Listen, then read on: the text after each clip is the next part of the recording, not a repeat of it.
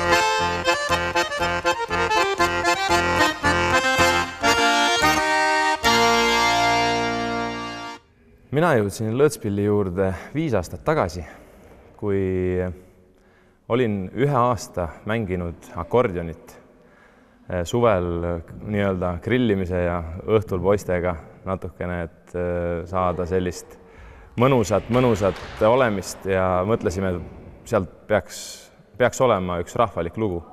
Ja akordioniga siis proovisime, aga ei tulnud sellest päris sellist asja välja, mida oleks tahtnud ja samal ajal oli isal mul juba lõõtspill olemas. Ja isalt siis võtsin lõõtspilli ja hakkasin proovima 5 aastat tagasi. Ja alguses ka võib-olla ei tulnud nii hästi see asi välja, aga siis mingil hetkel taipasin ära, et nüüd lõõtspill on just see õige, et akordion läks sujuvalt kuhugile vasakule nurka ära ja ainult lõõtspill oligi käes. Ja siis ma higistasin terved suved, kuna ise pean siin treeneri ametit, siis suved olid alguses suhteliselt mitte nii hõivatud ja siis suvel saingi kõvasti pilli harjutada, et vahepeal isegi palju ülakehaga, nii et higi voolas, aga õunapuu all ma seal kivi peal harjutasin.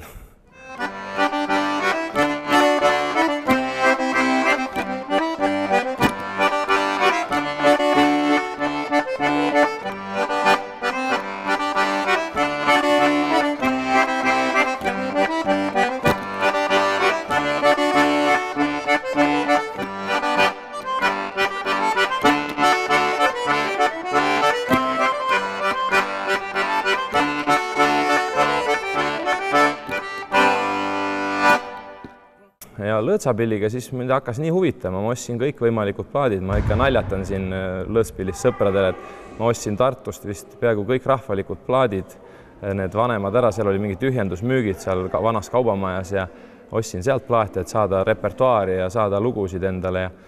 Ja siis läksin nüüdseks hea sõbra juurde, Toomas Ojasaare juurde, kes oli mu esimene võib-olla õpetaja ja näpunäiteid jagas.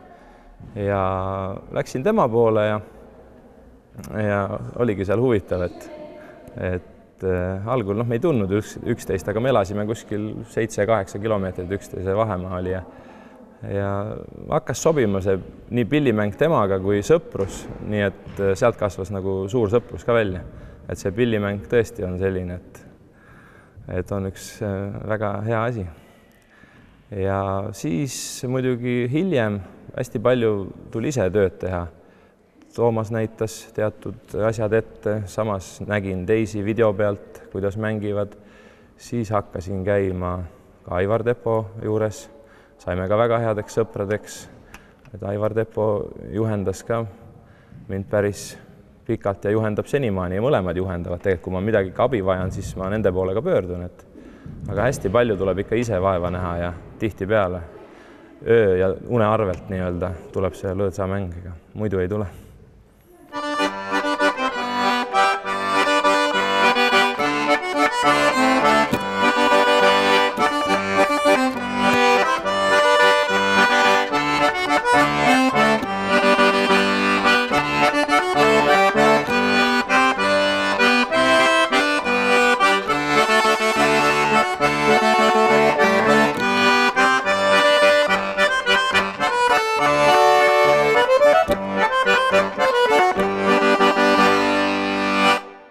No läinud mul on täitsa hästi selles mõttes, et alguses, kui ma algajates olin, siis ma saavutasin 2. koha.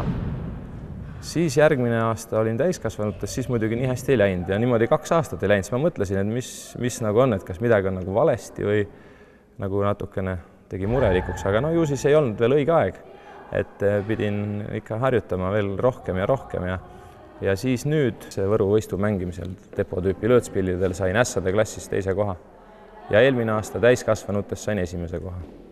Et need on 2 nagu suuremat saavutust ja muidugi erinevad esinemised ja kus on meie kuulus lõõtsaisa Heino Tartas igale poole kutsunud esinema ja muidu ka kutsutakse nüüd juba igale poole juubelitele ja isegi ühes pulmas ja kuldpulmas ja sellised tähtsamad üritused tuleb ära mängida. No täna oleme siin sellepärast, et aasta oli siis 2008, kui tehti Räpina spordikooli direktorile konkurss direktori kohale. Ja siis ma mõtlesin tükk aega, et kas ma kandideerin. Ma olin just lõpetanud värskelt magistri Tartu Ülikooli kehakultuuri teaduskonnas ja siis ma ikka kandideerisin ja osutusingi valituks. Ja nii ma siia siis tööle sain, et tulingi siia direktoriks ja samas ka korvpallitreeneriks Räpina spordikooli.